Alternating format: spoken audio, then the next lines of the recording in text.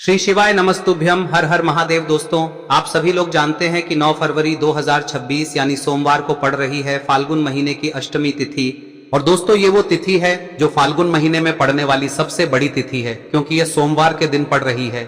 और इसी दिन किया गया 2 आटे के दीपक का उपाय कभी भी खाली नहीं जाता है और इसका बहुत ही बड़ा और विशेष महत्व होता है।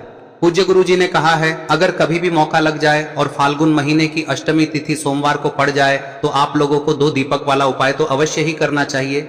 और इन दोनों का संयोग बहुत ही कम आता है। और दोस्तों, पूज्य गुरु जी ने अपनी शिव महापुराण की कथा में बताया है, इस दिन आपको 2 आटे के दीपक वाला उपाय तो अवश्य ही करना चाहिए, क्योंकि ऐसा दिन पूरे साल में सिर्फ एक ही बार आता है। और दोस्तों, आप सभी लोग जानते हो कि सोमवार का अगर सबसे बड़ा कोई उपाय है तो वो 2 दीपक वाला उपाय है। तो दोस्तों, इस सोमवार के दिन आप लोगों को इस 2 दीपक वाले उपाय को जरूर करना है। बहुत सारे लोग होंगे जिन लोगों ने इस उपाय को न किया हो, मतलब पूरा साल निकल गया और उन्होंने किसी भी दिन इस 2 आटे के दीपक वाले उपाय को न किया हो। पर दोस्तों, आपके पास एक आखिरी मौका बचा हुआ है, जो कि 9 फरवरी के दिन है। तो इस दिन आप लोगों को इस वाले उपाय को जरूर कर लेना है, भले ही आपने पूरे साल भर इस उपाय को ना किया हो। पर अगर आपने इस फाल्गुन महीने में पड़ने वाली अष्टमी के दिन अगर इस वाले उपाय को कर लिया तो आपको इस उपाय को करने का वो फल मिलेगा जिसकी आपने कभी कल्पना भी नहीं करी होगी। इसीलिए आप लोग इस वाले उपाय को एक बार जरूर कर लेना, ताकि आप लोगों के हाथ से यह मौका ना जा सके और आपको इस उपाय को करने का फल मिल सके। दोस्तों, यह उपाय पंडित जी ने अपनी अभी की ही शिव महापुराण की कथा में बताया है, जिस उपाय को आज हम आपको बहुत अच्छे से समझाने वाले हैं। इस वीडियो को देखने के बाद इस उपाय को समझने के लिए आपको कोई और वीडियो को देखने की जरूरत नहीं पड़ेगी। तो चलिए दोस्तों, उपाय को शुरू करते हैं। देखिए, यह इस फाल्गुन महीने के सोमवार के दिन ये इतना खास होता है, इतना महत्वपूर्ण होता है। देखा गया है कभी कभी बड़े बड़े पूजा पाठ अनुष्ठान से जो मनोकामना पूर्ण नहीं होते, वो इस फाल्गुन महीने के अष्टमी के दिन एक छोटे से उपाय करने से ही आपकी मनोकामना पूर्ण हो जाती है। और बहुत सारे लोगों ने इस उपाय को किया भी है और उनको इस उपाय को करने का फल भी जरूर मिला है। अगर आप लोग भी इस उपाय को सोमवार अष्टमी के दिन करना चाहते हैं तो आप इस उपाय को पहले अच्छे से समझ लेना, सुन लेना, उसके बाद करना। आपको इस उपाय का फल जरूर मिलेगा। और इस उपाय को कर लेने से आपके घर में चाहे किसी भी प्रकार की दुख और समस्या क्यों ना चल रही हो, आपको उसका कारण भी नहीं पता है कि भाई यह समस्या किस कारण से चल रही है, उसका कुछ भी कारण हो सकता है, जैसे पितृदोष हो सकता है या किसी भी तरह का मंगल दोष भी हो सकता है। तो इस दिन आप लोगों को यह वाला उपाय कर लेना है। यह एक ऐसा उपाय है जिस उपाय को अगर किसी विशेष दिन पर किया जाए तो भाई उस विशेष दिन का जो है वह तो हमें मिलता ही मिलता है। पर हमने उस दिन पर इस उपाय को किया है तो हमें उससे भी बड़ा फल मिलता है, और फल बहुत जल्दी मिलता है, क्योंकि आप इस उपाय को बहुत ही बड़े और विशेष दिन पर कर रहे हो। तो चलिए अब उपाय के बारे में बात करते हैं, लेकिन उससे पहले आप लोगों को यह जानना आवश्यक है कि आखिर यह उपाय किस समय करना है, किसको करना है और कैसे करना है।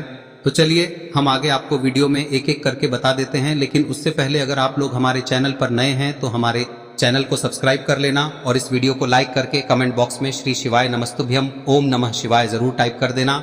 और अपने फायदे के लिए, गरीबी दूर करने के लिए इस वीडियो को पूरा देखकर जाना, तभी आपको लाभ की प्राप्ति होगी। यदि आज आपने वीडियो को बीच बीच में से देखा, काट काट कर देखा, तो आपको जीवन में कभी सफलता हासिल भी नहीं होगी। तो दोस्तों, इस 2 दीपक वाले उपाय को हमें इस सोमवार के दिन कैसे करना है, किसको करना है, किस समय करना है और कहां पर करना है, ये सारे सवालों के जवाब आपको इस वीडियो में मिल जाएंगे। और जो ये वीडियो देखेगा भाई, उसको 2 आटे के दीपक वाला उपाय जरूर करना चाहिए, क्योंकि इस दिन दीपक का भी बहुत ही बड़ा और विशेष महत्व होता है। और जब बात आ जाए 2 आटे के दीपक की, तो ये सोने पे सुहागा वाली बात हो जाती है और ये एक बहुत ही बड़ा उपाय हो जाता है इस सोमवार अष्टमी तिथि का। अब हम समझते हैं इस वाले उपाय को हमें करना किस समय है, इस दीपक वाले उपाय को हमें इस सोमवार के दिन करना किस समय है। तो देखिए, इस उपाय को करने का जो समय है वह सुबह का समय है और शाम का समय भी है। अब देखिए, यहाँ पर हम मुख्य रूप से सुबह का समय नहीं बोलेंगे, क्योंकि 9 फरवरी सोमवार अष्टमी का दिन है और इस दिन प्रदोष काल के समय का बहुत महत्व होता है। बाकी अगर सुबह के समय भी करेंगे तो भी अच्छा होगा, उसमें कोई भी दिक्कत वाली बात नहीं है। तो चलिए जानते हैं इस विशेष उपाय के बारे में। लेकिन उससे पहले एक प्रार्थना, अगर आप इस चैनल पर नए हैं तो आप इस वीडियो को लाइक करें, चैनल को सब्सक्राइब करें और कमेंट बॉक्स में आप अपनी राशि या अपना नाम जरूर डाल दें, क्योंकि हम राशि से जुड़ा भाग्य भी बताते हैं और भाग्य में चल रही परेशानियों को दूर करने के लिए वह आसान से आसान उपाय भी बताते हैं। तो चलिए अब हम अपने सबसे पहले उपाय की बात कर लेते हैं। देखिए, फाल्गुन मास के दिनों में विशेषकर भगवान शिव और माता पार्वती और विष्णु भगवान का पूजन किया जाता है। अब साथ ही साथ अष्टमी का दिन भी पड़ गया है, तो ऐसा समझ लीजिए आपके जीवन में धन भी आएगा, सुख भी आएगा, धन बढ़ेगा भी, और साथ ही साथ आपके जीवन के सारे संकटों को भगवान शिव जी दूर कर देंगे। तो चलिए सबसे पहले बात कर लेते हैं सबसे पहले उपाय की, जो कि सोमवार वाले दिन आपको विशेषकर करना है। और इस उपाय को करने से आपकी कोई भी ऐसी इच्छा कोई भी विश जो अभी तक अधूरी है, पूरी नहीं हो रही है, तो आपकी बड़ी से बड़ी विश और मनोकामना भी पूरी हो जाती है जब आप सोमवार अष्टमी वाले दिन इस पहले उपाय को कर लेते हैं। तो देखिए, आप सभी जानते हैं कि श्री हरि विष्णु जो है उन्हें तुलसी दल सबसे प्रिय है। बिना तुलसी माता के श्री हरि विष्णु अधूरे हैं और बिना तुलसी पत्तों के श्री हरि विष्णु का भोग अधूरा है। अब श्री हरि विष्णु को प्रसन्न करके आप अपनी किसी भी मनोकामना को पूरा कर सकते हैं, क्योंकि श्री हरि विष्णु प्रसन्न हो गए तो आपकी कोई भी विश और इच्छा मनोकामना अधूरी नहीं रहेंगी। तो आपको तुलसी के 5 पत्ते लेने हैं। अब ये 5 तुलसी के पत्ते जो आपने लिए हैं, ये 5 तुलसी के पत्ते आपको श्री हरि विष्णु को अर्पित करने हैं। अपने घर के मंदिर में ही ठीक है, ऐसा आपको करना है। आपके घर में श्री हरि विष्णु की कोई मूर्ति है, प्रतिमा है, वहां पर यह 5 तुलसी के पत्ते आप रखें और साथ ही साथ एक देसी घी का दीपक गोल बाती का आपको लगाना है और ओम नमो भगवते वासुदेवाय नमः इस मंत्र का आपको 11 बार जप करना है। देखो मंत्र कौन सा है, ओम नमो भगवते वासुदेवाय नमः, और फिर श्री हरि विष्णु से अपनी विश, अपनी इच्छा, अपनी मनोकामना कह देना और फिर देखना आपकी विश और इच्छा, जो भी आपकी मनोकामना है, जो भी अपने जीवन में आपको चाहिए। अगर निर्धनता बहुत है, आप अपने घर से गरीबी को दूर करना चाहते हैं, या फिर धन आपका बढ़ता नहीं है, आप चाहते हैं कि आपका धन बढ़े, या फिर आपके घर में फिजूल खर्ची बहुत होती है, पैसा आपके पास नहीं रुकता है, आप चाहते हैं कि पैसा आपके पास रुके, या फिर घर में कोई व्यक्ति ऐसा है जो बहुत बीमार रहता है, या फिर किसी का विवाह नहीं हो पा रहा है, तो जो भी आपकी इच्छा है, जो भी आपके विश है, बस एक बार श्री हरि विष्णु से कह दें। दिन है, साथ ही 7 साल का सबसे बड़ा दिन है। यह दिन इतना उत्तम है कि जो आप श्री हरि विष्णु से मांग लेंगे, जो उनसे कह देंगे, वह आपकी विश, आपकी मनोकामना को बहुत जल्दी पूरा कर देंगे। तो यह पहला उपाय है। चलिए बात करते हैं दूसरे उपाय की। देखो, यदि आपके जीवन में आर्थिक संकट बहुत अधिक हो रहे हैं, धन की समस्या लगातार जीवन में बनी हुई है, एक एक रुपयों को प्राप्त करने के लिए आपको बहुत अधिक मेहनत कर रहे हैं, तो आज रात्रि में सोने से पहले आपको हो यह चमत्कारी दीपक का उपाय अवश्य करना है। या फिर यदि आपका जो व्यापार है, बिजनेस है, दुकान है, वह अच्छे से नहीं चल पा रही है, तो आज रात्रि में इस विशेष दीपक का उपाय आपको अवश्य करना चाहिए। देखो दोस्तों, दीपक हमारे घर में सभी नकारात्मक शक्ति को बाहर करता है। यह उपाय आपको साल में केवल 1 बार करने का ही मौका मिलता है। देखिए, इस उपाय के लिए आपको तुलसी जी की जो सूखी लकड़ी होती है उसे ले लेना है। देखिए दोस्तों, यदि आपके पास पुरानी तुलसी जी की लकड़ी है तो उसे आप ले सकते हैं, और यदि आपके घर में तुलसी जी जो लकड़ी है वह सूखी हुई है तो उसकी लकड़ी आप तोड़ के इस्तेमाल कर सकते हैं। लेकिन आपको ध्यान रखना है कि सूर्यास्त से पहले पहले ही आपको ये जो तुलसी जी की लकड़ी है इसे अवश्य ही तोड़ लेना है। तो इस उपाय के लिए आपको सबसे पहले तो एक मिट्टी का दीपक लेना होगा, चाहे तो आटे का दीपक भी ले सके, क्योंकि आटे का दीपक सभी दीपक में सर्वोत्तम माना गया है। इस दीपक के अंदर आपको शुद्ध घी का प्रयोग करना होगा, और इससे दीपक के अंदर आपने जो तुलसी जी की लकड़ी ली है उसे भी रख देना है। लेकिन ये जो तुलसी जी की लकड़ी है, इसमें आपको चारों तरफ अच्छे से घी लगा लेना है। देखिए, गुरुजी ने बताया है कि जो तुलसी जी की लकड़ी है, यदि आप उपाय करते हैं और बहुत ही शीघ्रता से जल जाती है, तो इसके लिए आपको एक कार्य करना है। आपको थोड़ी सी रुई ले लेनी है और उस रुई को आपने जो तुलसी जी की लकड़ी ली है उस पर अच्छे से चारों तरफ लपेट देनी है। तुलसी जी की लकड़ी के ऊपर रुई लपेटने के बाद इसे आपको पूरा घी के अंदर डुबो लेना है। अब इसे आपको बाती के रूप में प्रयोग करना है। अब दोस्तों, इस दीपक को आपको प्रज्वलित कहां करना है? तो इस दीपक को आपको या तो भगवान विष्णु के सामने प्रज्वलित करना होगा, या फिर आपको भगवान श्री राम के सामने प्रज्वलित करना होगा, या फिर भगवान कृष्ण के सामने, यानी कि भगवान विष्णु के जो भी अवतार हैं उनके सामने आप ये दीपक प्रज्वलित कर सकते हैं। या फिर आप इस दीपक को माता तुलसी जी के सामने भी प्रज्वलित कर सकते हैं। पूज्य गुरु जी ने बताया है कि जो भी व्यक्ति इस प्रकार से तुलसी जी की डंडी से या दीपदान कर देता है, उसके जीवन में कभी भी धन की समस्या नहीं होती है। इसीलिए आपको ये पूरे साल में केवल 1 बार ही मौका मिलता है।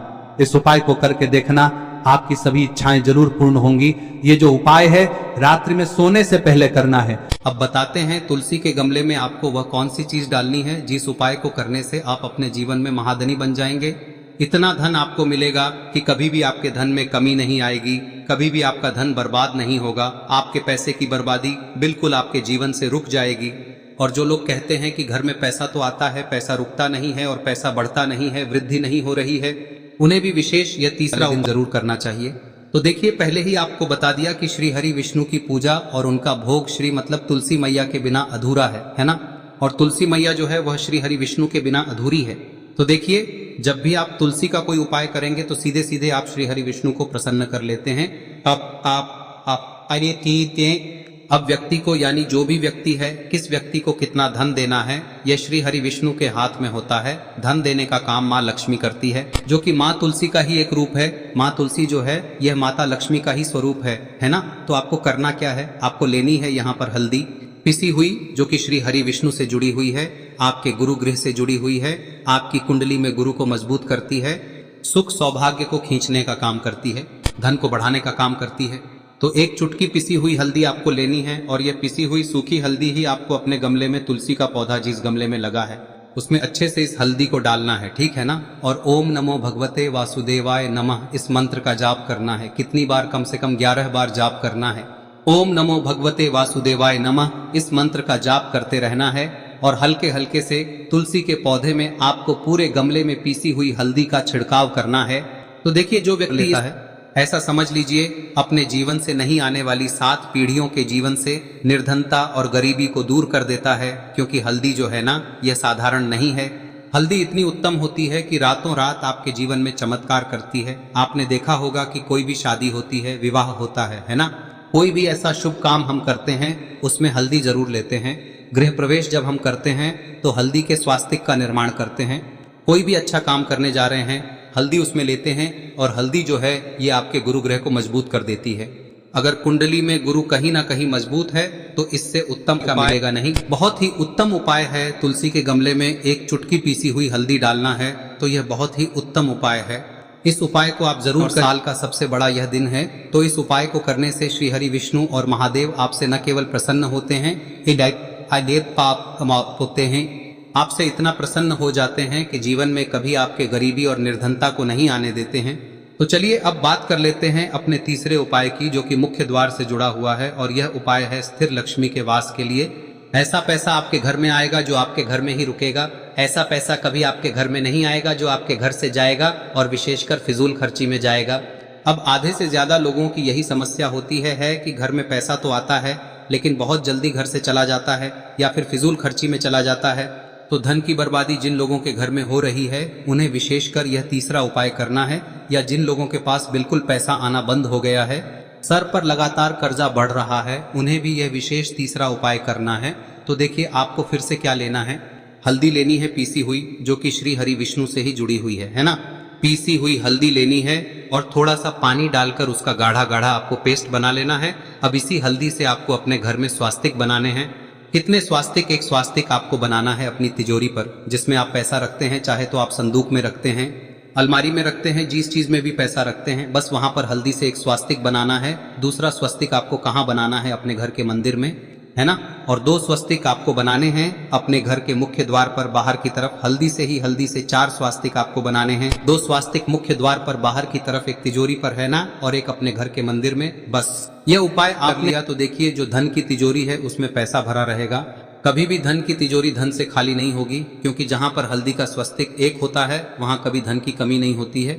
हमेशा वहां पर धन की देवी माता लक्ष्मी वास करती हैं, क्योंकि हल्दी किससे जुड़ी हुई है? श्री हरि विष्णु से। और माँ लक्ष्मी कहाँ होती है?